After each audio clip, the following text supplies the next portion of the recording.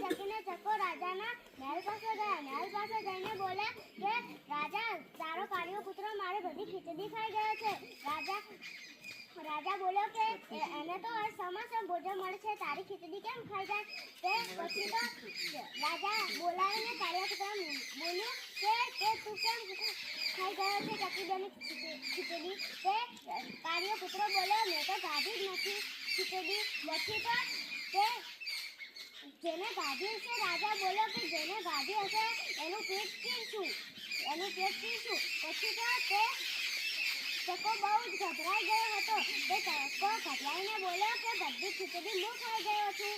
તે પછી તો રાજા બહુ હુકમે બોલ્યો કે આ ચકાને કૂવામાં ઊંધો લટકાવો. તે પછી તો કૂવામાં ઊંધો લટકાવો ચકાને. તો ઊંધો લટકાવો તે ચકીબેન તો રડતા હતા. એક ગાયનો ગોવાળ આવે. ગાયને